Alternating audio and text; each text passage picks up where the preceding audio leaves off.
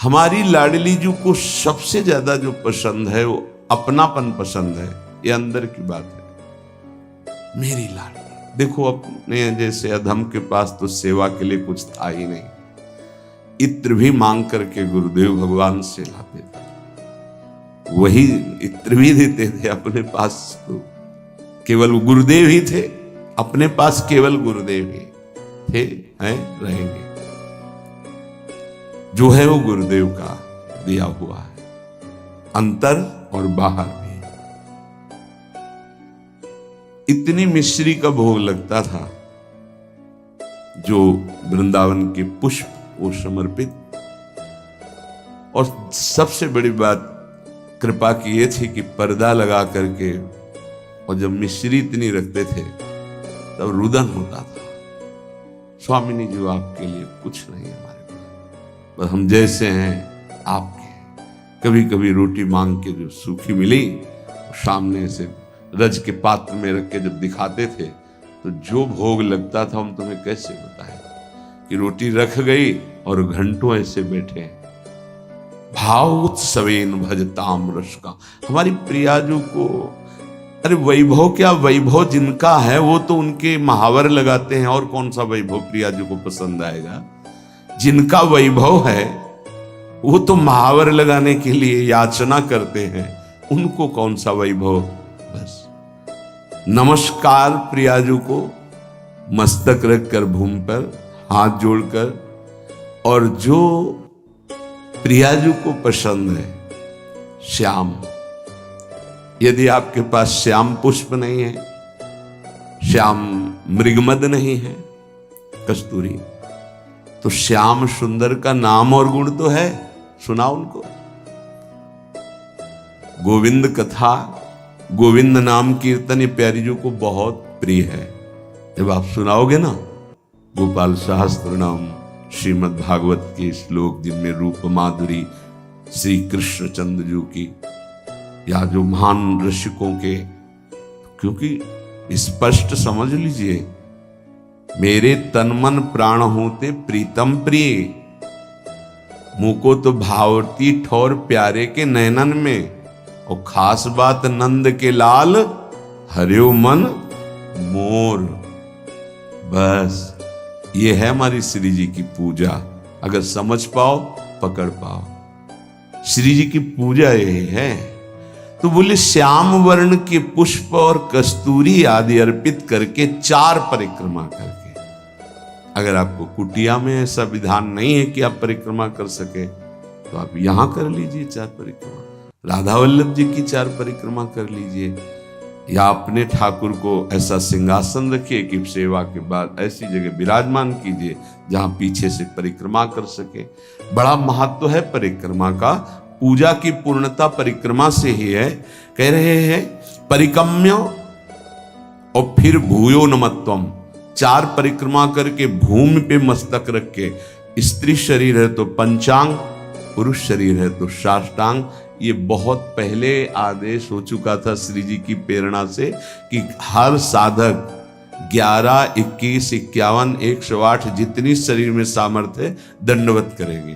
तो ये तो सखी भी कर सकते हैं। प्रगट जिनका स्त्री शरीर है, पंचांग किया फिर खड़े हो गए, मंत्र जपा फिर प्रणाम किया, पंचांग फिर खड़े हो गए, 5, 7, 11 ये तो कर ही सकते हैं ना। इससे निश्चित आप देखना बहुत आनंद का मार्ग है श्री जी की 4 परिक्रमा।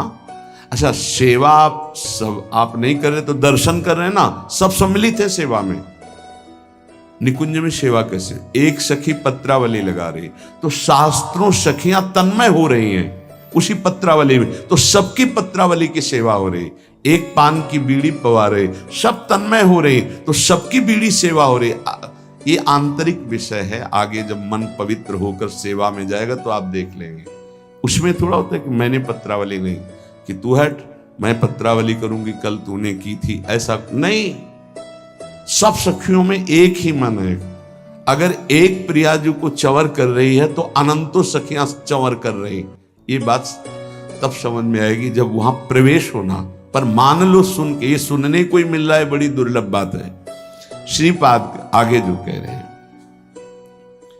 क्षिप्त दिव्यहार निष्क कौस्तुभादि चंद्रिकम गंधलिप्त वक्ष आत राधिकांग पल्लवम राधिका विचित्र वेशभूषणादि तत्परम राधयाभिलिंगनोद्गतांति रोम विग्रहम। अंग अंग से रूप कांति प्रकाशित हो रही है हमारी स्वामी जी की। पार्श्व में विराजमान कौस्तुभ मणि धारण किए हुए श्री लालजू महाराज और पल्लवों से आच्छादित लता भवन में और पल्लवों की शैया में जो हमारी प्रियाजू विराजमान, अद्भुत वेशभूषा, श्याम तमाल के समीप मानो कंचन बेली लिपटी हुई हो, ऐसी गूढ़ स्वरूप वाली प्रियाजू लब्धानन्वम भजन विभवम चैक चोरो निशीथे। बहुत जोर की बात है, चोरी चोरी भजन करना सीखो। श्रीपाद कह रहे चोरो निशीथे, निशीथ कहते हैं अर्धरात्रि को 12 बजे। चोर का प्रोग्राम 12 बजे से शुरू होता है, नहीं होता? क्योंकि 12 और 2 का जो समय होता है इसमें सब बेशुद्ध होने लगते हैं।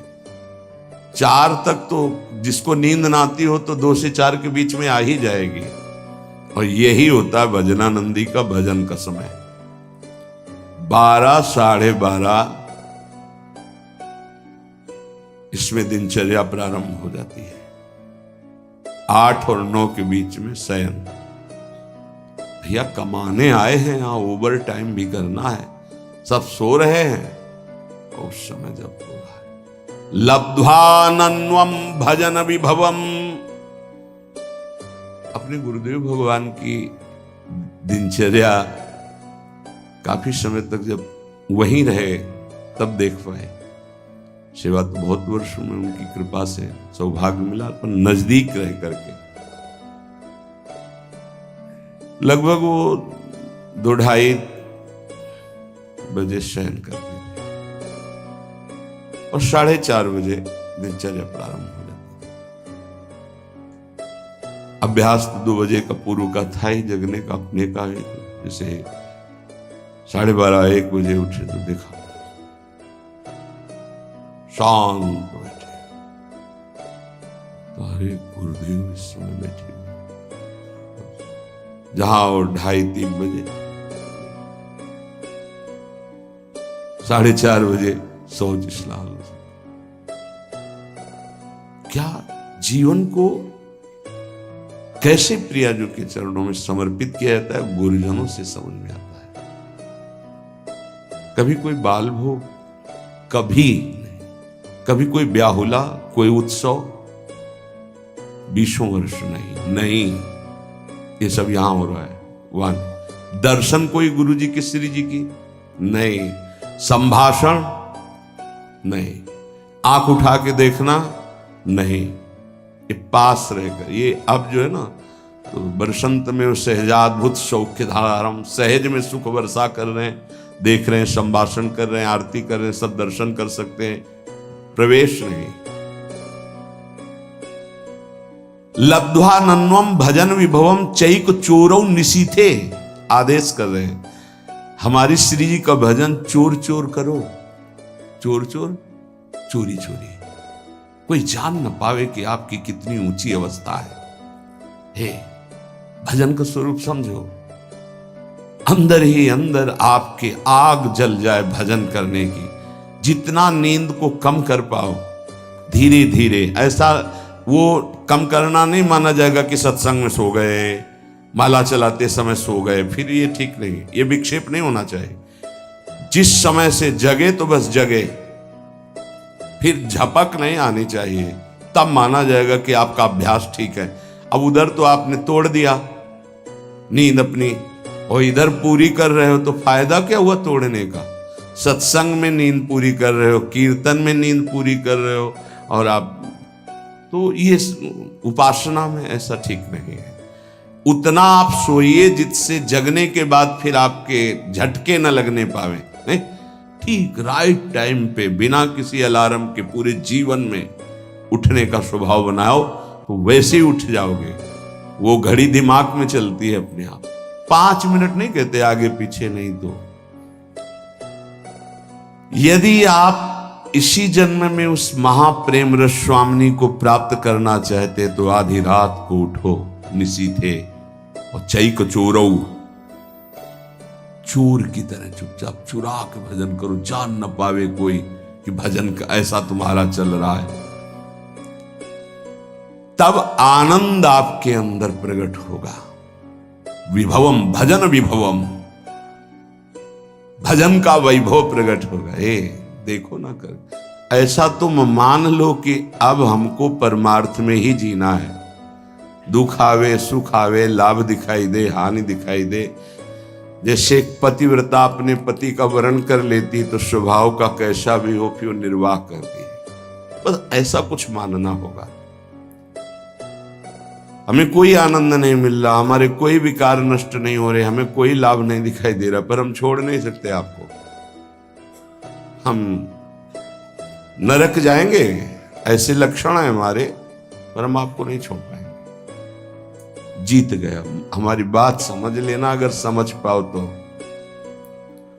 अगर ये बात हृदय में बैठ गई ना कि महारानी जी के सिवा हमारा निस्तार, हमारा कल्याण, हमारा परम हित अब और कहीं नहीं होना, क्योंकि हम किसी काबिल नहीं, अब हम महारानी जी को नहीं छोड़ सकते। बस इतनी बात हमें चाहिए। हम आपसे जितेंद्रिय हैं, मनोनिग्रही हैं, बने रहिए। हमारे यहां केवल अपनेपन की मांग है आपकी, और सब कुछ आप हो सकते हैं लेकिन अपनापन नहीं दे सकते। मात तात सुत दार देह में मति अरुझय मति मंदा, और हित किशोर को होए चकोर तू लख वृंदावन, सीधे लख वृंदावन चंदा। एकमात्र प्रियाजू का आश्रय, आदेश विधान सब कुछ स्वीकार। गृह त्याग करा रहे हैं आचार्य चरण। पुत्र पत्नी वैभव सम्मान त्रिभुवन पूजित। आदेश होता है कि राधा वल्लभ जी को, दो सखियों को प्रश्नवाचक चिन्ह नहीं आया कि प्रभु अभी तो त्याग के ही आ रहे हैं, क्या कहेंगे देववन वाले कि हित हरिवंश महाप्रभु यहां तो गृह त्याग किया। अच्छा, कहीं स्फुरण भी नहीं हुआ। क्यों? जोई जोई प्यारो करे सोई मोहि भावे। आज उसी वंश से, उन्हीं आराध्य देव से लाखों का निकुंज में प्रवेश हुआ, हो रहा है, आगे होता रहेगा। नित्यानंद महाप्रभु बाल्यावस्था से लंगोटी वाले परम बैरागी दिगंबर अवधूत, कैसी कैसी स्थितियां महाप्रभु चैतन्य देव ने आदेश किया, आपको विवाह करना है और ऐसी संतान प्रकट होनी है जिससे लोक मंगल होगा। दोबारा प्रश्न नहीं किया कि आप गृहस्थ से विरक्त में पदार्पण किया और यहां बाल्यावस्था से विरक्त अब गृहस्थ की आज्ञा सरकार, ये कैसी आज्ञा? कभी प्रश्न नहीं किया। नाम जापक हैं, मार मार के खाल खींच दी गई, उनके हृदय में प्रश्न नहीं हुआ कि ऐसा विधान क्यों बनाया हरि। बहुत विचार करने पर उपासक को बहुत धैर्यवान होकर के इस मार्ग में चलना है, ऐसे चला जाता है। ये मार्ग ऐसे चला, कुछ पकड़ना मत तो वो आपको पकड़ लेंगे, गिरोगे नहीं। क्यों म्यों प्रश्न उत्तर ये सब नहीं। जिसका हृदय आराध्य देव के चरणों में समर्पित हो जाता है वही इसके रहस्य को जानता है। ये सब साधन एक प्रक्रियाएं हैं। अगर प्रभु से अपनापन नहीं हुआ तो कोई खास बात नहीं। साधन का कोई खास, साधन का सब साधन कर यह फल सुंदर, प्रभु पद पंकज प्रीति निरंतर। अभी कैसे विषयी पुरुषों को समझ में आएगी? बहुत सुलझने की जरूरत है, नहीं ये जीवन व्यर्थ चला जाएगा। दुर्वितर्क्यानुभाव युक्ता देवी निकुंज देवी श्री स्वामिनी जी बड़े बड़े तार्किकों के भी तर्क से पकड़ में आने वाली नहीं है। जैसे वेदांत दर्शन तर्क के द्वारा श्रद्धावान तर्क करे तो उसके द्वारा वो स्थापित होता है। कह रही यहां नहीं, यहां सीधे स्वीकृति करो मेरी महारानी श्री राधा रानी, तो आपके हृदय में बल प्रकट होगा। जाके बल में सबसों तोरी लोक रीति और वेद रीति दोनों से, जाके बल में सबसों तोरी लोक वेद और कुल कानी, लोक रीति वेद रीति कुल रीति, इन सब का त्याग करके रस रीति में प्रवेश पाया जाता है। तो किसके बल से? मेरी महारानी श्री राधा रानी। जाके बल में सबसों तोरी लोक वेद कुल कानी, मेरी महारानी श्री राधा रानी। ये तर्क का विषय नहीं, यहां स्वीकृति का विषय है। अब उपासना बताएं। पहले तो ये कह रहे हैं कि ये बहुत निगूढ़ भाव है, इसे वेद प्रमाणित भी नहीं कर सकते आप। श्रद्धा और विश्वास करके रसिकों की बात मान लो। यहां तर्क वितर्क की कोई गुंजाइश नहीं है। ये भाव देश है, ये तर्क देश नहीं है। अब हमारी स्वामिनी जो केवल हाथ जोड़ने मात्र से प्रसन्न हो जाती है, इतनी करुणा में। इसीलिए लालजू महाराज जब सेवा में प्रवेश होते हैं तो ऐसे प्रवेश होते हैं, करबद्ध। बहुत कृपालु हैं, दयालुता की सरलता की मूर्ति हैं स्वामिनी जी। जो बड़े बड़े सिद्धांतों की रचना करके उपदेश करने वाले और उनके फल को देने वाले प्रभु हैं, ये उनके अधीन हैं। प्यारी जी की एक भ्रकुटी के इशारे से घोर पापी को भी वो पद प्राप्त करा देंगे जो बड़ी बड़ी साधनाओं से नहीं मिलता है। विश्वास कीजिए, आपको लगेगा केवल बातें ही हैं कि प्रमाण भी है। तो नरवाहन जी कोई भी सदाचरण नहीं था। 84 कोष ब्रजमंडल का मूर्धन्य राजा जरा भी ब्रज 84 कोष में उनके खिलाफ या उनकी अधीनता न स्वीकार करने पर प्राणदंड मिलता था। सीधे प्राणदंड, कोई क्षमा याचना नहीं, ऐसा उनका स्वभाव और प्रभाव था। महाप्रभु हरिवंश चंद्र जो राधा वल्लभ लाल जो पालकी में विराजमान रसिक जनों के साथ गुण कीर्तन नाम कीर्तन जय जयकार होते हुए आए और लता भवन में विराजमान किया। सेवकों ने सूचना दी कि कोई महान तेजस्वी पुरुष आभूषण आदि लेकर के अपने इष्ट देव के साथ पधारे हुए हैं, पर उनका तेज ऐसा है कि हम लोगों की हिम्मत ही नहीं कि उनके सामने जा सके। ये आपसे निवेदन करते हैं। नरवाहन जी ने विचार किया कि ऐसा कौन तेजस्वी ब्रजमंडल में जो हमारे आज्ञा पर क्रूर हिंसा कर देने वाले कठोर हृदय वाले भी भय धारण कर रहे हैं, सामने नहीं गए, हम स्वयं चल के देखेंगे। एक भागवतिक आभा होती है, भागवतिक बल होता है, वो जिस पर कृपा होनी होती उसी को अनुभव में आता है। जैसे अपने गुरुदेव भगवान के पास जब जाते हैं तो एक भागवतिक बल वहां स्थापित है। वो शायद है कि लाडली जी की कृपा से आपको दिखाई देगा। रोम रोम उस समय बिल्कुल अलर्ट रहता, सावधान। एक अद्भुत कि जब गुरुदेव श्री जी को देख रहे हैं तो हम गुरुदेव को देख सकते हैं, लेकिन जब गुरुदेव हमारी तरफ देखेंगे तो हमारी हिम्मत नहीं कि हम देख सकें, नेत्र झुक जाएंगे ऐसे। वो एक अद्भुत बल होता है। नरवाहन जी पर कृपा होनी थी। हितजू महाराज किसी भी भाव से कोई आवे तो उसको श्री जी प्रदान करते, इतने अद्भुत दाता है।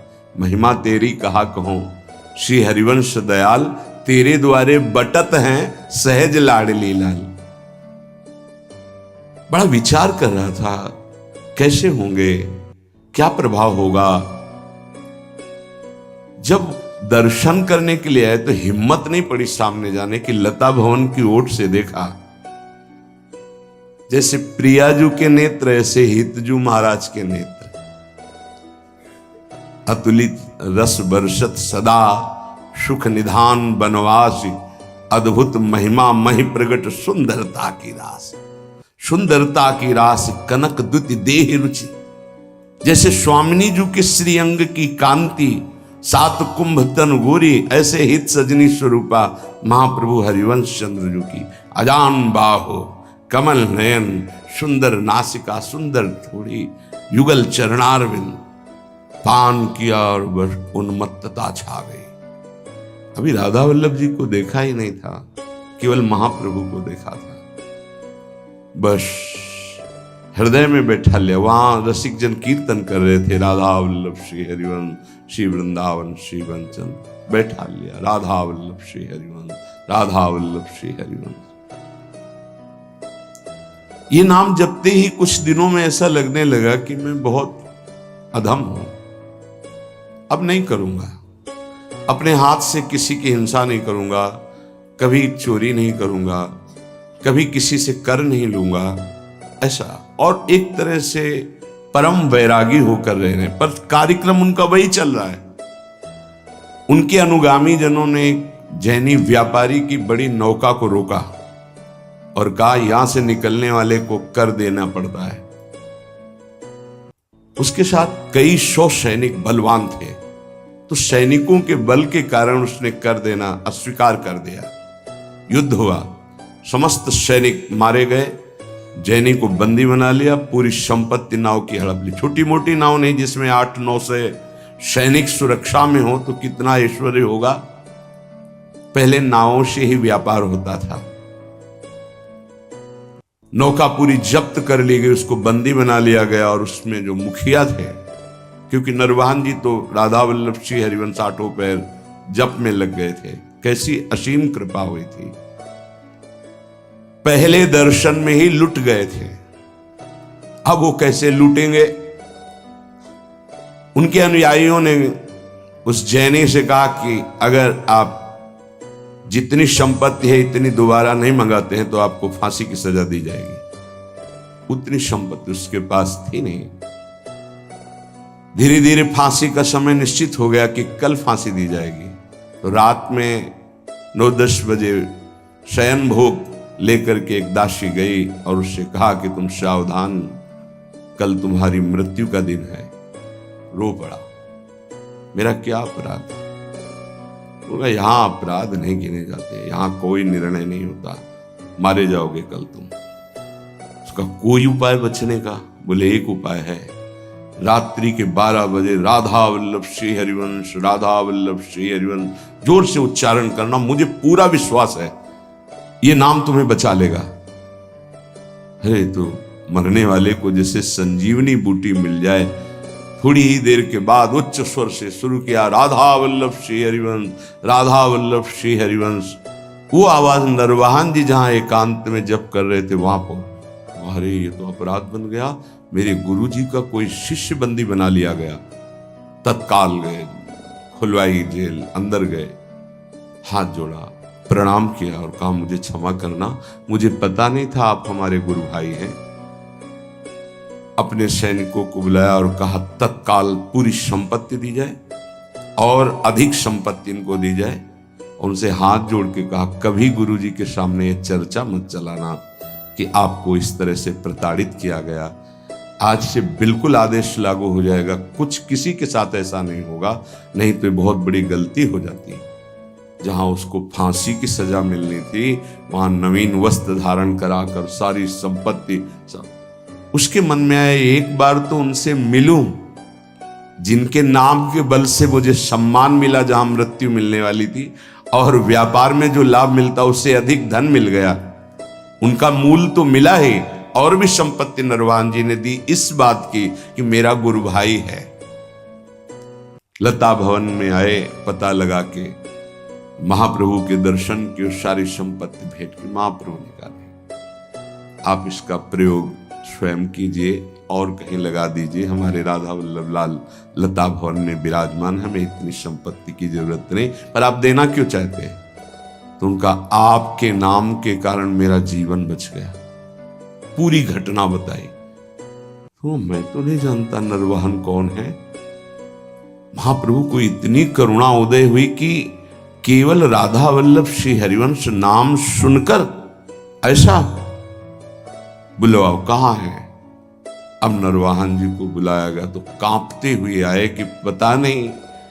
अब उनके हृदय में तो था मेरे गुरुदेव हरिवंश चंद्रजू मेरे इष्ट राधा वल्लभ, पता नहीं गुरुदेव क्या दंड विधान करेंगे क्योंकि गलती हो गई। जे भी सामने गए महाप्रभु को देखकर रो पड़े। ऐसा सौंदर्य, ऐसी करुणा महाप्रभु के स्वरूप से चरणों में गिरे। महाप्रभु ने कहा नरवाहन आज तुमने खरीद लिया मुझे। अब उनको आत्मबल प्राप्त हुआ। उनका तुमने कभी हमसे दीक्षा नहीं ली, कभी ऐसा संग नहीं किया, केवल सुनने मात्र से। तो देखो मैं तुम्हें अपने नित्य विहार का सर्वस्व प्रदान करता हूं, विलास रस और रास रस। 11वां पद विलास रस का है। मंजुल कल कुंज देश राधा हरि विशद वेश, राका नव कुमुद बंधु शरद जामिनी, सावल दुति कनक अंग बीरत मिल एक संग। ये विलास का पद है। और 12वां पद चल ही राधिके सुजान, तेरे हित सुख निधान, रास रचु श्याम तट कलिंद नंदिनी। इसके आखिरी में नरवाहन प्रभु निहार, लोचन भरी घोषणार, नक्सिक सौंदर्य काम दुख निकंदिनी। देख हमारे प्रिया प्रीतम कैसे है, जो अनंत जन्मों की साधनाओं से भी नहीं बनता, क्षण में महाप्रभु ने वो बात। हम ऐसे आचार्य की शरण में हैं जो करुणा समुद्र लाडली का साक्षात स्वरूप है। हमारी श्री जी और हमारी हित सजनी जो एक ही हैं। आप देखो सिद्धांत विचार में ध्रुवदास जी कहते हैं तहां श्रीजू के श्री मुख की बानी, श्रीजू के श्री मुख की बानी। हितजू को संबोधन करते तहां श्री जी के श्री मुख की बानी। ये गूढ़ विषय है। आचार्य कृपा करें, रसिक जन कृपा करें तो घोर पापाचारी को भी नित्य विहार रस प्रदान कर दें। हमारी स्वामिनी जो बड़ी कृपालु है, हाथ जोड़कर नमस्कार करने मात्र से ही प्रसन्न हो जाने वाली प्रिया जो है। क्या करो? बोले निकुंज देवी की सेवा विराजमान करो। निकुंज देवी प्रियाजू की सेवा। प्रियाजू ये नाम सेवा, राधा नाम सेवा, राधा वल्लभ रूप सेवा, ये प्रियाजू ही है। राधा ही जहां की वल्लभ है, यह है प्रेम उपासना। यहां की वल्लभ कौन है, प्रीतम कौन है? मेरे प्राणनाथ श्री श्यामा, शपथ करो तृण छिए, रहो को काहू मन। हमारी प्रियाजू को श्याम वर्ण बहुत पसंद है, प्रीतम के श्रीअंग कांति के कारण।